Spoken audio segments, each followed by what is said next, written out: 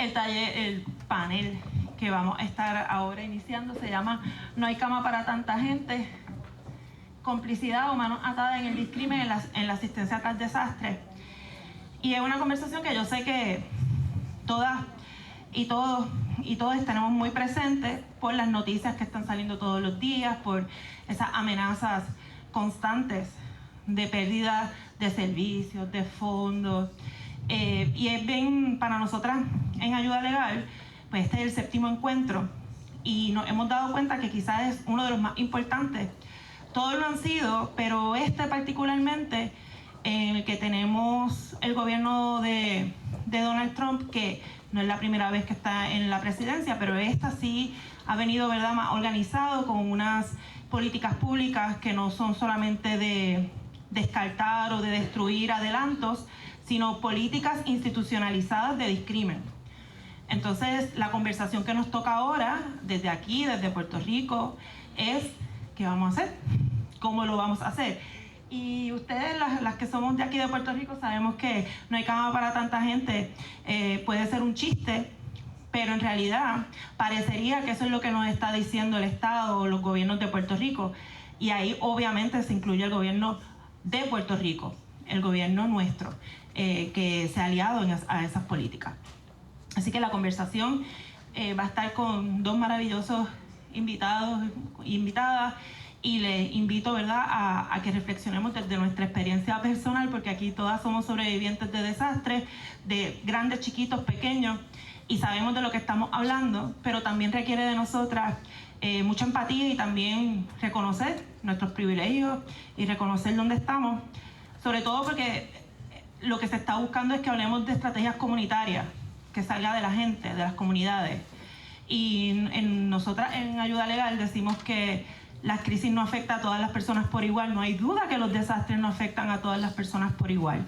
Y es importante que cuando hablemos de los desastres tengamos cuenta de que, si bien el desastre, ¿verdad?, el huracán María, el huracán Harvey, la pandemia, los terremotos, tienen nombres y apellidos y tienen tiempos de comienzo y de final, la realidad es que hay unos desastres que anteceden eso, que son los que permiten el hambre, la miseria, y son los desastres del racismo, el desastre del sexismo, el desastre de la pobreza y del discrimen contra las personas pobres. Entonces, partiendo de eso, que no empezó con el huracán María ni empezó con Trump, vamos a reflexionar dónde estamos y qué vamos a poder hacer.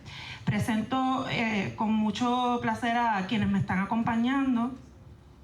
Comienzo con Chrishell Paley, que ha dedicado su carrera a impulsar políticas que garanticen que las comunidades de bajos recursos tengan acceso a viviendas seguras y asequibles, oportunidades económicas y recursos esenciales para un futuro justo. Su enfoque en la defensa de la recuperación ante desastres también la llevó a coproducir y copresentar Por Next Time, un podcast que presenta historias comunitarias de prevención y recuperación ante desastres. Y bueno, una persona que ha estado ahí en el trabajo directo con personas sobrevivientes de desastres, particularmente en Texas. Así que algo de lo que Ayuda Legal se ha nutrido mucho es poder conectar con personas como aquí la compañera, y conectar y aprender y escuchar, y también reconocer que desde Puerto Rico también hay conocimiento para compartir, que desde Puerto Rico hay cosas para aportar. Entonces, en ese intercambio de respeto se han adelantado muchas cosas, así que estamos bien contentas de tenerla acá. José Rodríguez, muchos de ustedes lo conocen, es el presidente del Comité Dominicano de Derechos Humanos en Puerto Rico. Se ha dedicado a la defensa de los derechos humanos, particularmente de las personas inmigrantes, racializadas y empobrecidas. Es un compañero de lucha, de muchas luchas, porque obviamente lo identificamos con la comunidad inmigrante, pero sabemos que José está ahí para toda comunidad vulnerada, y agradecemos su voz y agradecemos que haya dicho que sí. Dicho todo lo anterior, me presento. Hoy dijeron que era la tercera Verónica de Ayuda Legal Puerto Rico, me dolió un poquito. Pero soy Verónica, somos 3 Verónicas en Ayuda Legal Puerto Rico, y yo soy Verónica Rivera Torres, y particularmente trabajo con el programa Derecho a tu Casa, y últimamente le estamos metiendo mucho el tema de justicia económica de las mujeres, lo cual me tiene bien contenta. Así que vamos allá. Yo quería comenzar con la compañera, con Chrishell, porque creo que es bien importante hacer un repaso de lo que hemos aprendido de esos desastres y de esas experiencias en las que hemos estado, pero también qué hacer ahora en el que estamos en un momento en el que, como ya dije, la política de discrimen, ¿verdad? El discrimen es una política pública al desnudo, o sea, sin ningún tipo de matiz.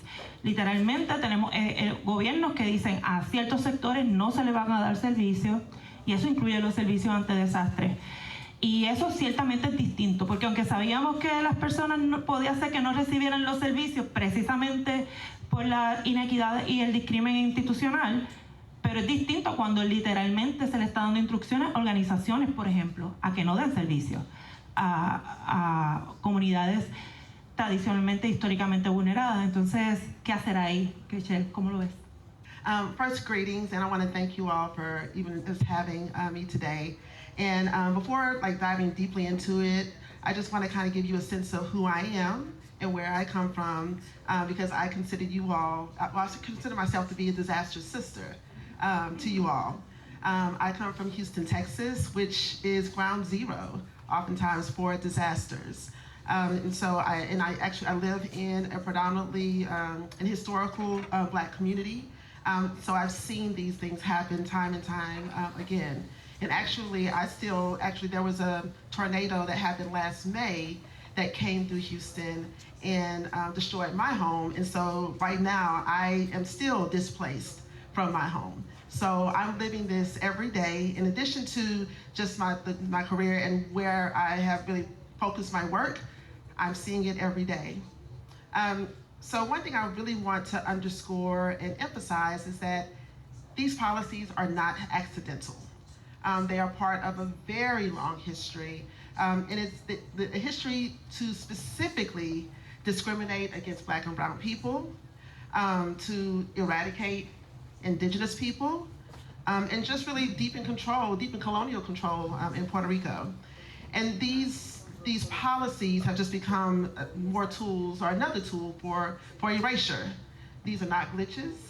This is not just happenstance. This is by design. So when the government says that that our hands are tied by policy, it's complicity.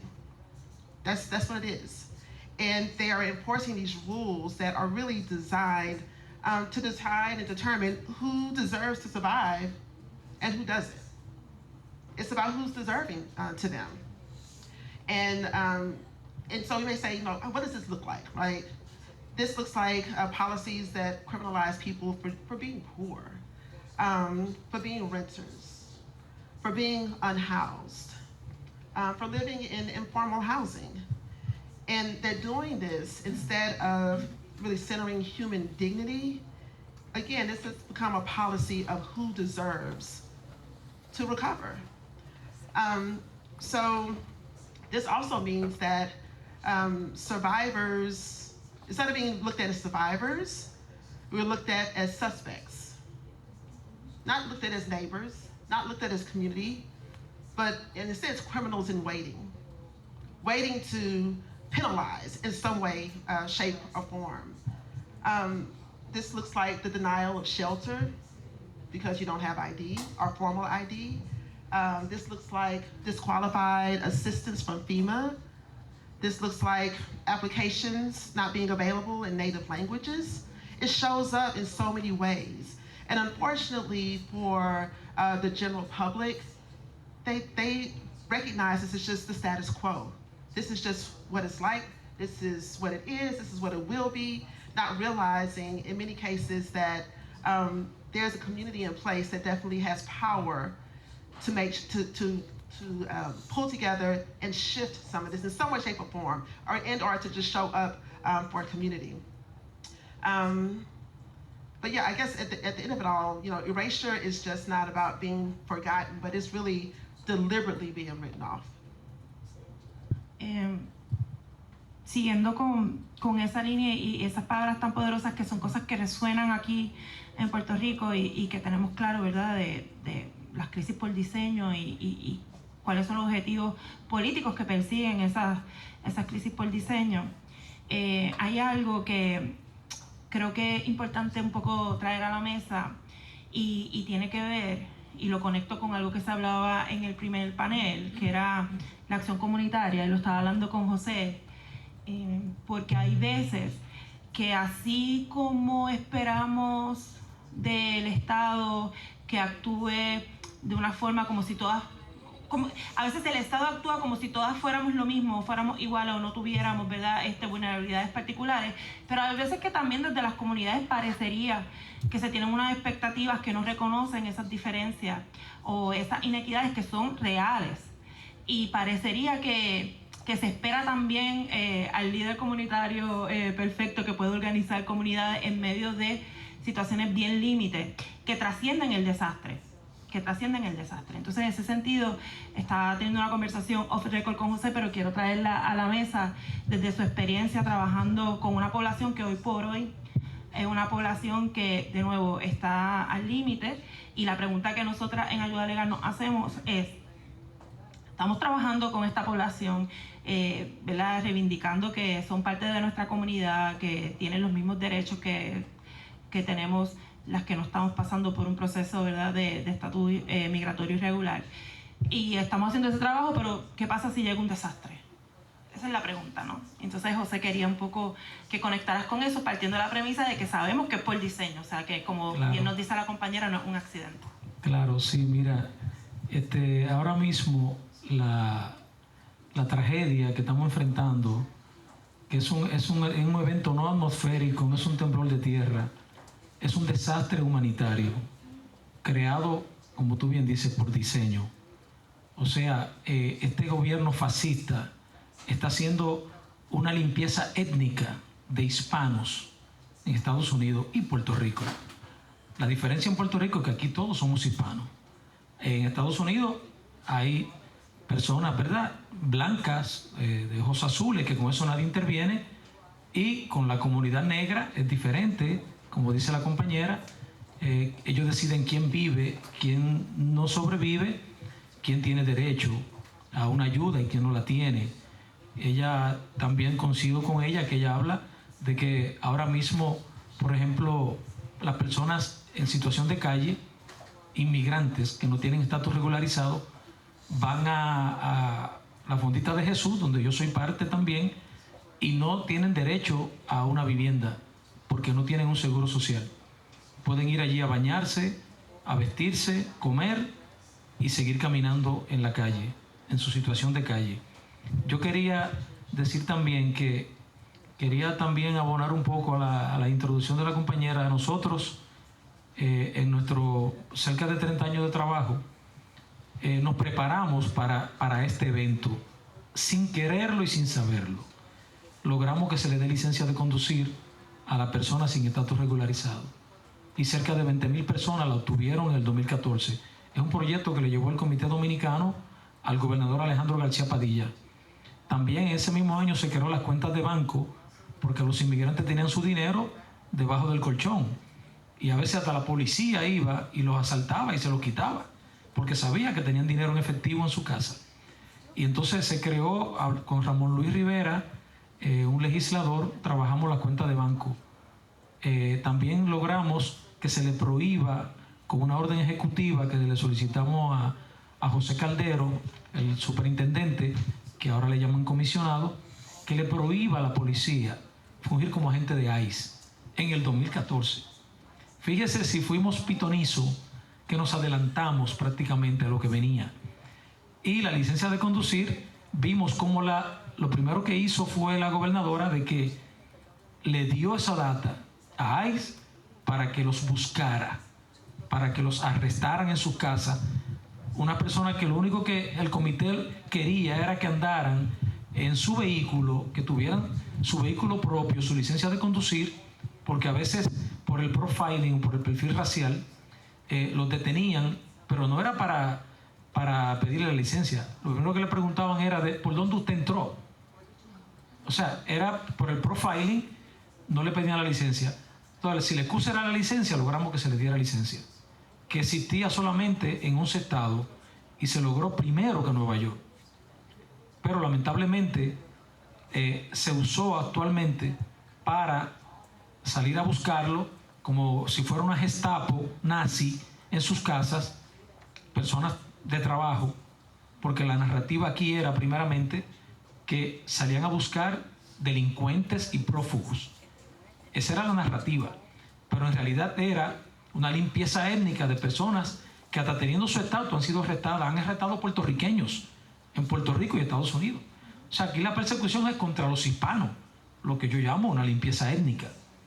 También logramos que la reforma de la policía, en una marcha que hicimos en el 2008, en octubre, organizamos una marcha con varias organizaciones puertorriqueñas, a las cuales le quiero dar las gracias, dicho sea de paso, al Frente Amplio, que Hilda Guerrero y Comuna Caribe también es parte de ese frente, Amnistía, la ACLU, la Sociedad de Ayuda Legal, con Ariana a la cabeza, que tiene una línea inclusive para ayudar a los inmigrantes y orientarlos vía telefónica, y no tienen que decir su nombre, solamente su situación, y es de gran ayuda.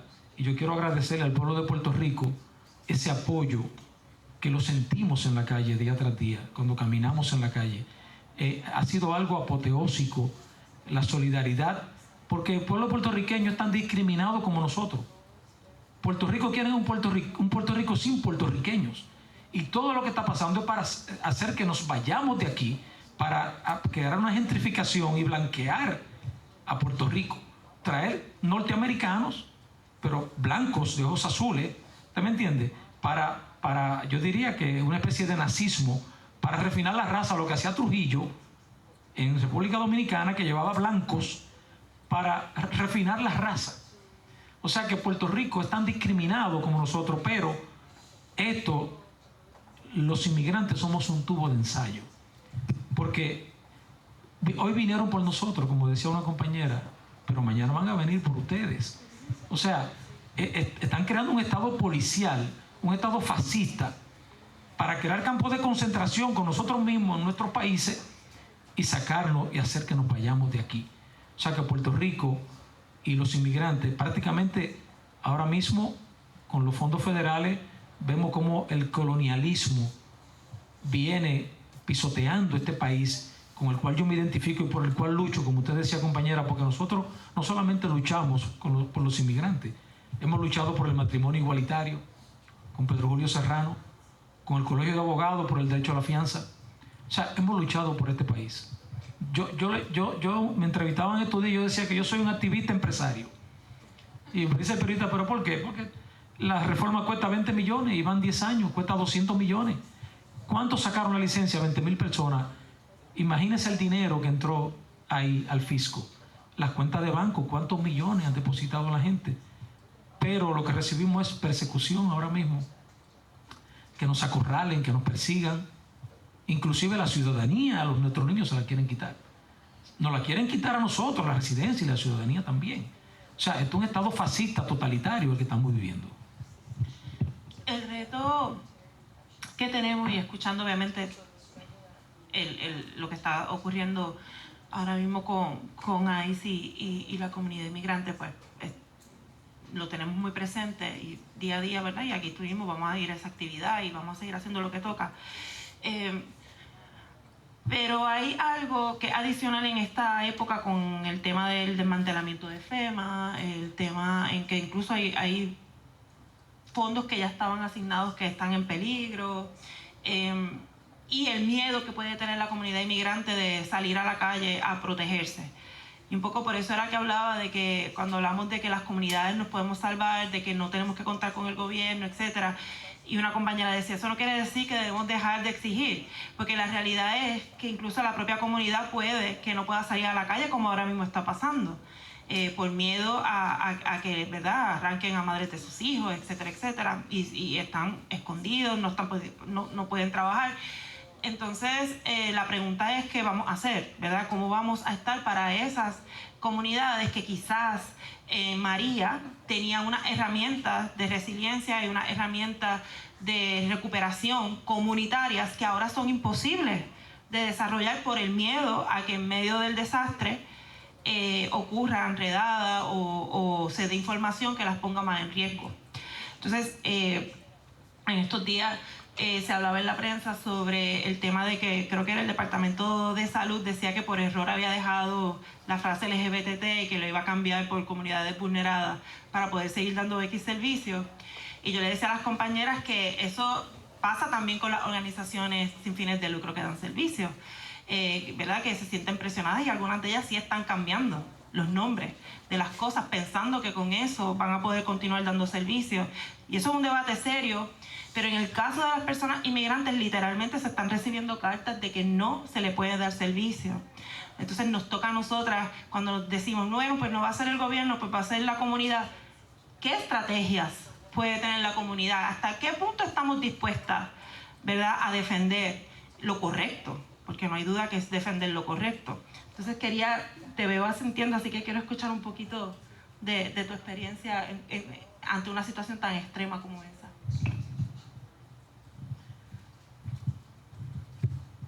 Sure. So I just wanted us to be clear, though, is that the community can definitely step in to fill some gaps, but the community deserves the federal support, resources from the government, because this is a problem that we did not create, so it should not be our sole responsibility to fix. But in the meantime, community definitely can come together and fill in some of the gaps. And really and truly, through this all, community has always been the front line. It's the neighbors that are clearing roads. It's the communities that are coming together to serve hot meals. And in Houston, what we saw is just a huge emergence of organizations that came up after Hurricane Harvey. We saw folks that were initially just coming out to help folks muck and gut their homes.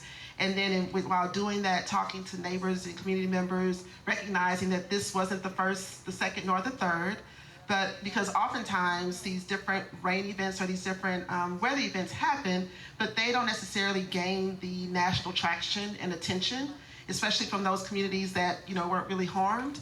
And so, when these stories come up over and over again and people realize that this has been a long, ongoing problem, then that's when we saw more people mobilizing, saying, hey, this is not right. And also recognizing that oftentimes these disasters are the thing that really uncover the long existing inequities that happen even when a storm is not around, and start to peeling back those layers. So what we've seen and are seeing in Houston is the creation of these different organizations who now, 8 years after Harvey, they're still fighting. They're still fighting, having flood campaigns. Like one of the organizations that I actually led for a few years after Harvey, we, along with other organizations, were able to secure some equity efforts in a $2.5 billion bond that Harris County had established, where we were able to really focus and prioritize communities that did not get flood mitigation previously, and now they're higher on the list. That doesn't mean that it's perfect. It doesn't mean that it's fixed, because we still have to stay on top of those folks. But at least that is an effort that came from community. Also, something else that really came up is the way in which many of us met Ariadna. Is because there are so many geographies around the country that are really around the world, but for intents and purposes of this conversation today, around the country. And we found and met storm survivors, Kashana from New Orleans, and Maddie and I were working in Texas, Ariadna here, and then Noah and where's Megan? They're in DC. Oh, there we go. Yeah, in DC, and us all coming together and recognizing this is not just about what's happening here. We have communities like ours all around the country. And if we can mobilize together and underscore and really show our power, there's something to really be said there. And recognizing that everyone's not going to be a part of an organization, right? But you are going to have those folks that are rescuing folks after a storm. People that just show up. You have folks that are, providing meals for folks, bringing supplies. And so we don't want to count that out, because it all comes together and mobilizes and creates a sense of safety for communities that are going through extensive trauma. And on the outside, oftentimes this is looked at or regarded as just charity, but this is really about resistance. This is really pushing back and saying, you know, while we know that you're not going to prioritize us right now, we're going to prioritize ourselves first in this particular moment. And so we see how we're coming together to build new systems that really reflect our cultural values, that are recognizing what our real needs are, and listening to our community members and moving by listening, not by just, you know, jumping ahead, thinking that we know what we can do for others, but by really listening. And these aren't temporary fixes. And I really feel like we're building a new blueprint for what recovery should look like. Creo que cuando viene un desastre, siempre hay una oportunidad de empezar de nuevo, ¿verdad? Porque como literalmente parecería que todo se destruye. Digo parecería porque una cosa es el día después del huracán y ya luego uno va diciendo, mira, sobreviví. Pero en esas primeras horas, pues una todavía pues piensa que ya, que todo se acabó.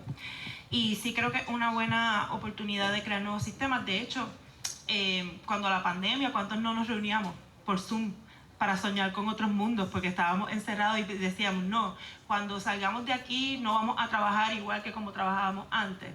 Vamos a exigir más apoyo a las madres trabajadoras que ahora están perdiendo sus trabajos. Y siempre estábamos, ¿verdad? Cuando nos juntábamos, los que se querían juntar y podían juntarse, pues siempre estábamos pensando en esos nuevos mundos, ¿no? Entonces nos toca, una vez que llega a cierta estabilidad, pues darle seguimiento, que puede ser a través de organizaciones ya formales como algunas, como pudiera ser Ayudarle a Puerto Rico, organizaciones donde la compañera ha trabajado y ha estado, pero también pueden ser a un nivel, ¿verdad? más pequeño, comunidades organizadas, para entonces tratar de hacer las cosas distintas. José, ¿cómo lo ves en el contexto de que sabes de que tal vez hay organizaciones que literalmente no van a dar servicio por miedo a las políticas discriminatorias de Trump? Si eso es algo que se está hablando en la comunidad, si se están organizando en cuanto a eso.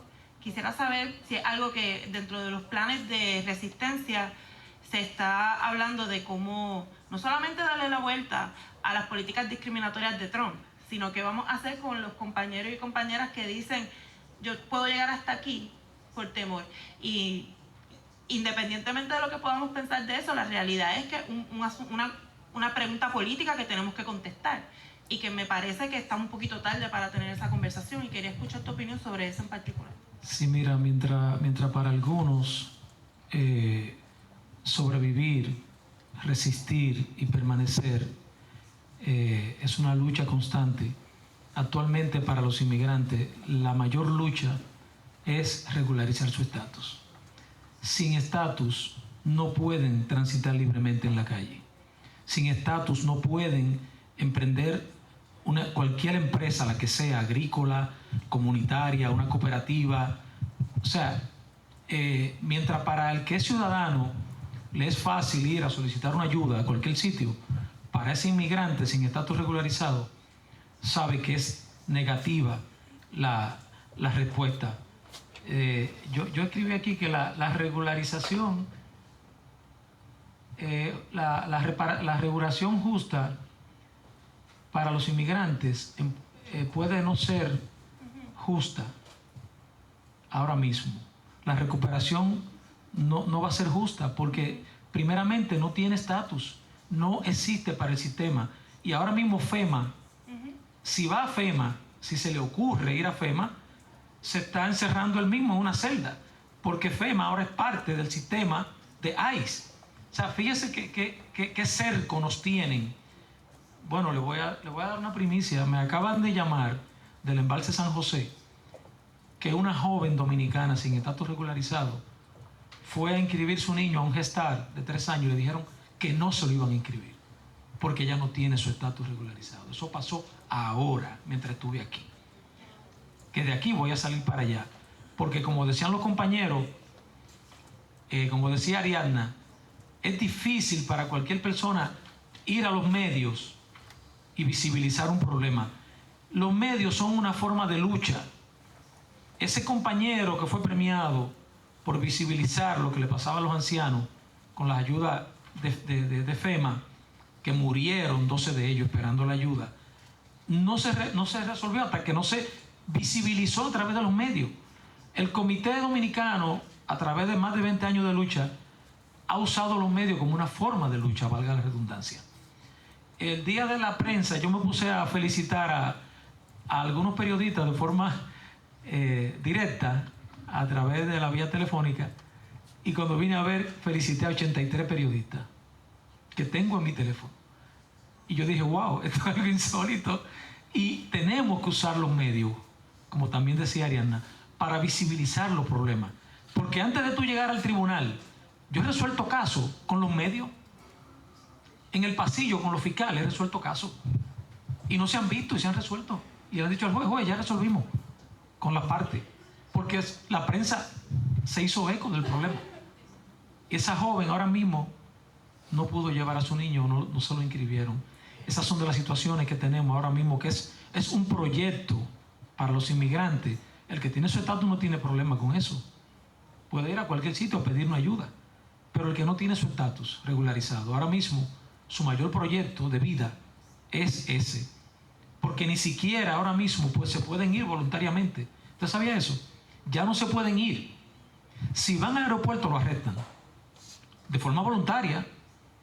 ¿Para qué? Porque tienen una cuota que llenar los agentes de ICE y arrestan hasta la mamá de ellos, ¿te entiendes? Que ellos sospechen, pero es para llenar una cuota, porque le están pagando en efectivo por cada inmigrante que ellos procesan. O sea, esa es ahora mismo la disyuntiva que nosotros tenemos como inmigrantes. Esos hermanos que están ahora mismo pasando hambre, mujeres embarazadas que no se atreven a darse cuidado prenatal, con niños pequeños, mujeres que han dado a luz y tienen niños pequeños. El Banco de Alimentos nos dona unas compras mensualmente y se las llevamos prácticamente a mujeres. De hecho, el Centro de la Mujer Dominicana también recibe una cuota, pero no damos abasto. A veces ayudamos hasta donde podemos, pero el proyecto aquí es ese. Si son testigos víctimas de un crimen, pueden conseguir la visa U, o si son víctimas de violencia doméstica. Ahora también tenemos una joven en Puerto Nuevo ahora mismo con 2 niñas, que le enviamos ese video a los medios y se viralizó, pero está en su casa. Está resguardada en su casa, parapetada en su casa, que no se atreve a salir, porque la ICE está dándole ronda a la casa. Tuve que llamar al consulado para que tomen carta en el asunto, para que apliquen lo que llaman el Parents Patriae y se hagan cargo por lo menos de los niños. Estamos también trabajando prontamente con el consulado, que se hagan cartas dándole la custodia a sus familiares, para que el consulado se los lleve allá, porque ahora mismo hay 600 niños y van a ser deportados, me parece, a Panamá, y un juez ordenó que los devolvieran. Entonces están los pederastas haciendo fiesta, porque toda una sociedad de pederastas que usan esos niños hasta para sacarle los órganos. Todo esto se está dando ahora mismo en nuestras narices, en nuestra cara. O sea que esto es un proyecto, esto es una crisis humanitaria de grandes proporciones. Escuchándote, José, y ahora que hay varias cosas que nos traen ayuda legal, hemos estado hablando, ¿verdad? El tema, por ejemplo, que uno de los trabajos que hace el equipo cuando vienen desastres es trabajar con las solicitudes de ayuda, las solicitudes a FEMA, y qué hacer si nos viene una persona con estatus migratorio irregular, y pues estamos teniendo nuestras conversaciones para ver cómo podemos ayudar a la persona sin ponerla en mayor riesgo, y yo esperaría, ¿verdad?, que esa es la conversación que deben tener las organizaciones, y quería sobre eso, porque, Richel, quiero saber tu opinión sobre la pregunta que le hice a José en cuanto a las organizaciones y qué pasa cuando, ¿verdad?, el gobierno las pone contra la pared. ¿Cómo, según tu experiencia, cómo se pudiera navegar eso de una forma en que las personas que necesitan el servicio no se queden desprovistas? So our government, I feel like a lot of times when we talk about government, it can be contradictory, but also more than one thing can be true at the same time. And though we need those federal resources to really get us back to where we need, it's also clear, and we know that government, for most of us and for most of the communities we serve, is not a safe place. It often is a place or an institution that just deepens trauma that was already there. I personally have seen too many people that are re-traumatized over and over again with ongoing denials, paperwork confusion, and sometimes just outright discrimination. And also what we see time and time again is how that the way that recovery is approached and dealt with sets precedents for what happens in our local places, states, cities, counties, and all. Personally, I think often about like my next door neighbor, elderly. I think he's probably like in his early to mid 70s, retired, modest home, and he had severe roof damage from storm time after time again. After Hurricane Harvey, he had even more roof damage. He applied for assistance, and he was denied because his property taxes were behind. He was behind on his property taxes. And so anytime you go to his house, I think at least once a quarter, you'll see that there's a new blue tarp on his roof because he was denied. And then last summer, after FEMA made their changes, much like Megan was saying earlier, FEMA is like a toddler, helping them put their pants on. Sometimes they are okay, and other times they're not gonna get it. Well, last, I guess springish, it was one of those times they got it right and made some changes to the rules. And so after the tornadoes, my neighbor was then able to apply for assistance and get a new roof on his home after waiting for well over 10 years. Now, of course, we hope that something like that trickles down to the local level, but it's clear that federal policy set a precedent for local programs prior to FEMA changing its rules. But now what we're seeing, of course, under Trump's administration is ongoing, how FEMA is, continuously being weakened. Resources for our communities are being weaponized. And even, here in Puerto Rico, the fiscal board stripped of its balance of powers. So that's not safety. And we can't call this reform. It would be really dishonest to call that reform. But the challenge is so what do we do? How do we organize so that the government doesn't recognize us? We know oftentimes we're not counted when it comes to data. I know in Puerto Rico specifically, you all have some marvelous organizations that are making sure that your data is captured. That's one way that we really organize against the government.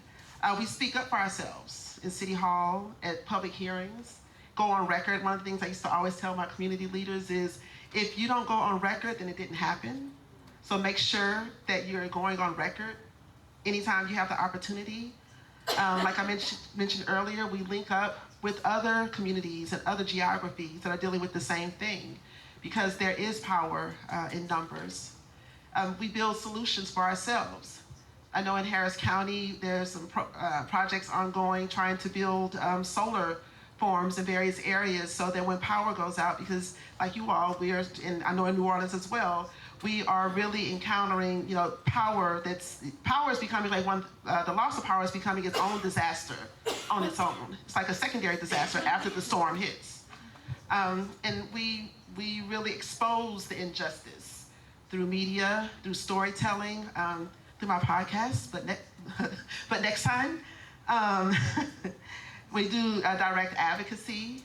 We file legal action, which UDeLegal is great at.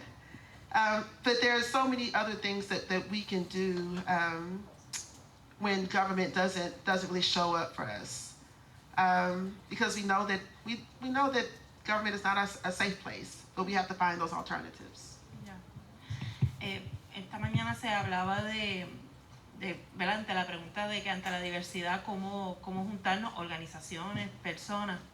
y apunté aquí y me parece que era como algo esencial, que es marcar cuáles son los marcos no negociables, ¿verdad? Y esos son los principios que nos van a juntar y que a pesar de que haya diferencias entre otras cosas, hay cosas que no se pueden negociar, ¿verdad? Obviamente la dignidad de las personas pues no se puede negociar y no es imposible una alianza en esos términos, pero me parece a mí que si todos estamos de acuerdo en que no podemos dejar a nadie atrás, de que en efecto hay una inequidad estructural que afecta a ciertas poblaciones mayores, pues eso debe ser un marco no negociable y que la invitación pudiera ser buscar la alternativa para poder no dejar a nadie atrás, ¿verdad? Poniendo a las personas inclusive antes de las organizaciones, porque las organizaciones existen pues para eso, para ese propósito. Voy a abrir el espacio para preguntas. Ah, miren, la directora ejecutiva quiere un turno. Primero, gracias a Richelle y a José. Yo tengo, porque ahorita nos hicieron la pregunta afuera, y era la pregunta de por qué, y no sé si lo hice yo, o quizás fue Madi o Megan, que hicimos un comentario sobre el tema de las personas inmigrantes y FEMA, las solicitudes de FEMA.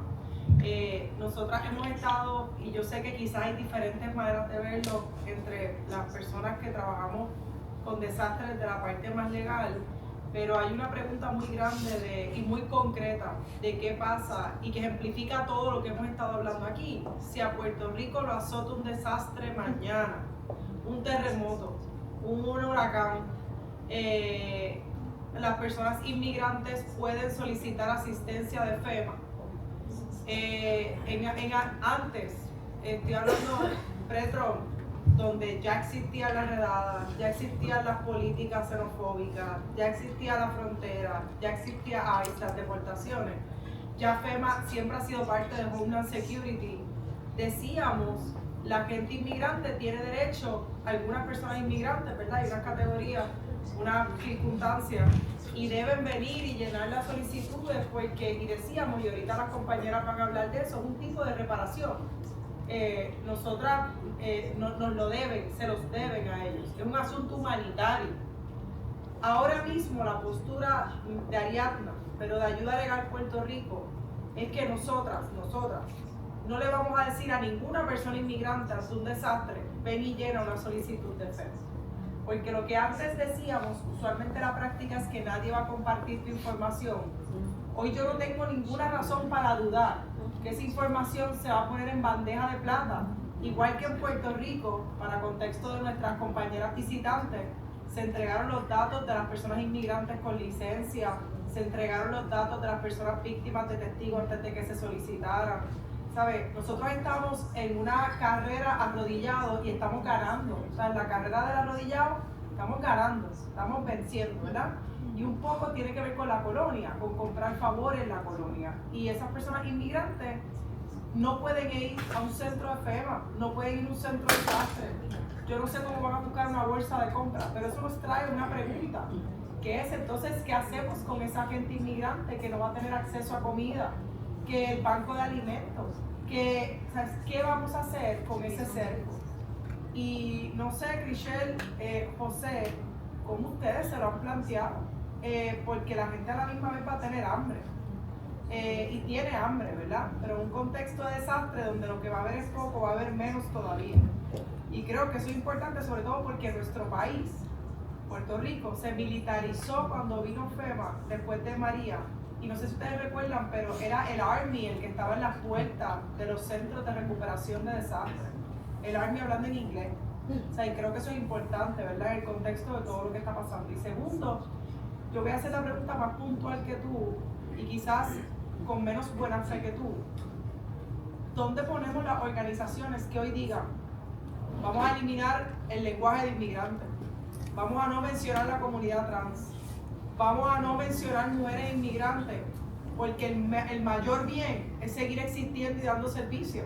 El que te diga es que yo por cada inmigrante atiendo a 10 nacionales, eso me vale la pena entregarlo, ¿no? Es una cuestión de número. ¿Dónde nos ponemos ahí? Porque eso también tiene que ver con la recuperación, ¿verdad? Con lo que estemos dispuestos a entregar ahora. Esas dos cosas. Así.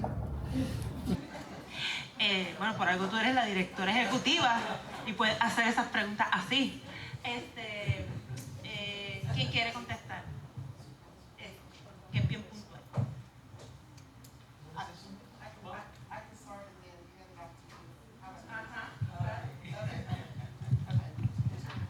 So one thing I'll say in response to that, Ariadna, what you're saying is also true, and it's playing out day by day, even in Houston. I actually have a friend I was speaking with, who she and her parents immigrated from Mexico.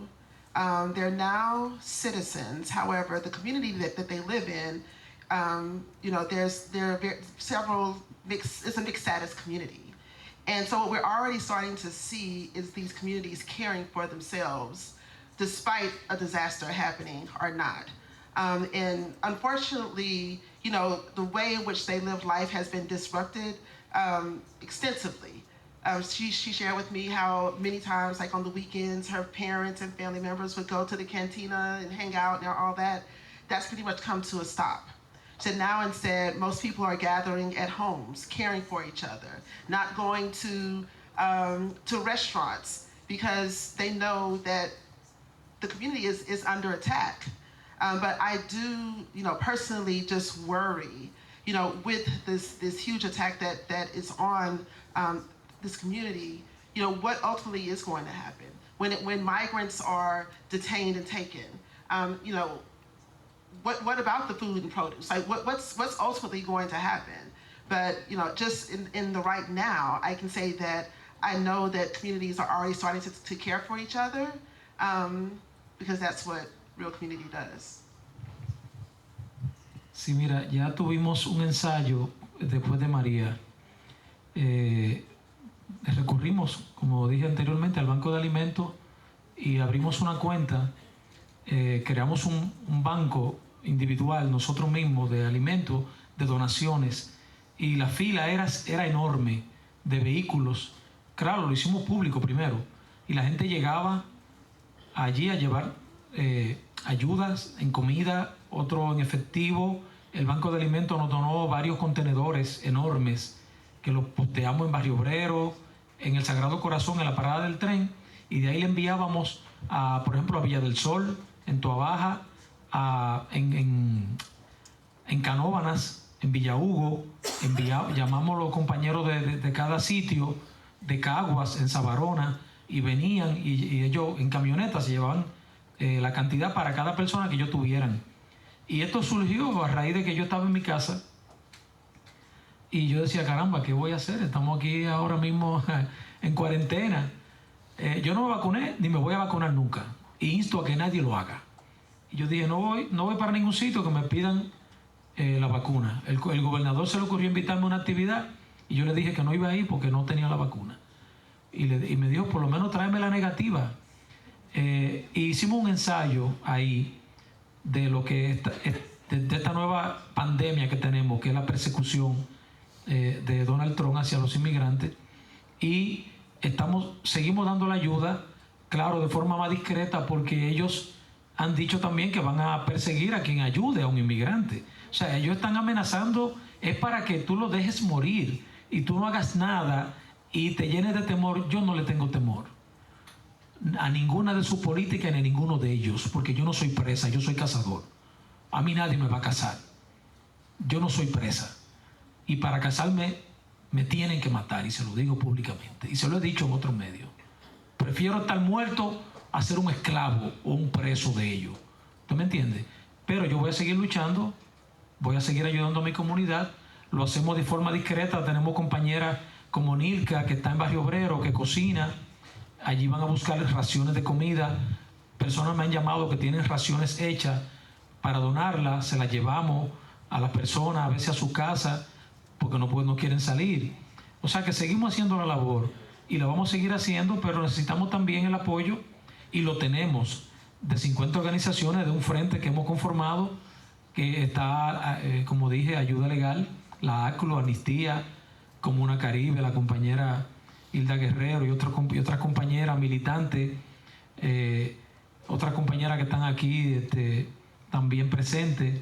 O sea que tenemos un apoyo solidario del pueblo de Puerto Rico y de muchas organizaciones. Y yo creo que esas personas sin estatus regularizado que están en su casa, escondidos como si fueran buscados por una Gestapo nazi, tenemos que ayudarlo y vamos a seguir haciéndolo. Como decía la compañera, las comunidades, nosotros venimos y Hilda lo sabe, del campo, donde el vecino te pasaba un plato de comida. Eso está pasando actualmente aquí en la comunidad. El que cocina le lleva comida al que no ha cocinado, al que no tiene alimento. Muchas mujeres me envían la leche que toman sus niños, la compramos, se la llevamos cuando podemos y seguimos. Y dicho sea de paso, quiero informarles que el Comité Dominicano no recibe ayuda ni del gobierno dominicano, ni del gobierno de Puerto Rico, ni de nadie, porque no acepto tener jefe que me diga a mí lo que yo tengo que hacer.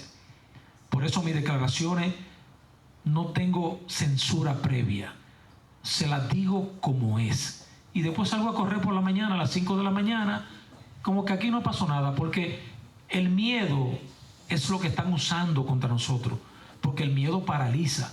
Y yo digo que el cobarde muere todos los días. Yo quiero morir una sola vez. Gracias.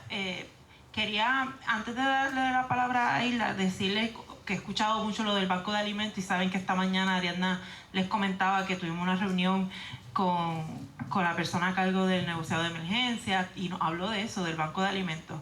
Pero lo que Ariadna nos dijo y que es bien pertinente a lo que estamos conversando, es que eso lo dijo en el contexto de cuando le preguntamos qué iba a hacer el gobierno a la hora de repartir comida a personas inmigrantes de estatus irregular. Y lo que nos dijo fue, no, nosotros se lo entregamos a las organizaciones y pues así llegan. Y lo digo porque parecería que bien le está dando alimentos a través de organizaciones. No, lo que está escapando a su responsabilidad de no dar alimentos independientemente de quién es esa persona. De eso es de lo que se trata. Y el reto que tenemos las organizaciones es que, claro, nosotros queremos llevar la comida, pero eso no quiere decir que el Estado puede seguir discriminando hasta el punto de dejar a una persona morir de hambre. Y porque no es responsabilidad de las organizaciones a ese nivel. La organización hará lo que pueda hacer, pero que esa sea la respuesta del principal agente del Estado a la hora de contestar cómo usted va a alimentar en medio de un desastre a unas personas que tienen estatus irregular, y es, yo la entrego y ellos allá que resuelvan. Pues esa es la respuesta que van a dar cuando la prensa le vaya a preguntar. Nosotros le entregamos a las comunidades. Si eso no llegó al que está en una situación de mayor vulnerabilidad, es culpa de las comunidades. Y eso es algo que yo entiendo, ¿verdad? Que ahora, hablando de marcos no negociables, sí, pues no podemos permitir. Quería añadir algo, compañera, si me permite. Mire, cada 10 años se hace un censo e instan a las personas sin estatus regularizado a que participen en el censo. Luego que se asignan fondos para esa población que ya fue censada, va a buscar ayuda, pero no califica porque no tiene un seguro social. Pero ya pidieron ayuda en nombre de ellos. O sea, que aquí hay una mafia con esto, inclusive con los más de 12 millones de inmigrantes que no lo quieren regularizar, pero es para que sean esclavos modernos del sistema, porque tienen que pagarle, si lo legalizan, seguro social, seguro médico y desempleo. ¿Qué más le conviene? No legalizarlo. Y por eso, en vez de hablar de una reforma migratoria, hablan de un estado policial y de perseguirlo y mandarlo al SECOT en El Salvador, mandarlo a casa el carajo. ¿Usted me entiende? Me disculpan la palabra, porque es una empresa también de cárceles que cooperaron con el gobierno federal para crear cárceles, para tener entonces clientes que son los presos inmigrantes. Eso es lo que está pasando aquí. Entonces el censo, más esas personas sin estatus que no lo quieren legalizar, son un negocio redondo. Esos son los nuevos esclavos del sistema moderno actual. Voy a darte el último turno, porque ya nos quedamos sin tiempo en el panel. Yo quería decir con relación al huracán María y al FEMA, ¿no? De lo que están hablando, que luego del huracán María, me parece, ahora no recuerdo bien quién, pero creo que fue la clínica de la comunidad de la Escuela de Derecho de la Universidad Interamericana, realizó un estudio sobre la violación de derechos con relación a las ayudas. Yo colaboré con lo que tenía que ver, ¿verdad?, con la comunidad migrante. Y ciertamente FEMA discriminó muchísimo con las comunidades migrantes. Y ¿verdad?, eso se presentó como parte de esta investigación que hizo, creo que fue la clínica de Intercy, comunidades organizaciones. sino también con las comunidades LGBTQ+. Y ese estudio está. Así es. Que pueden ser Eso es un buen punto. Okay. Las relaciones en las que FEMA. Muchas gracias, Isla. Pues muchas gracias. Quiero que le den un aplauso a nuestros compañeros que tan generosamente han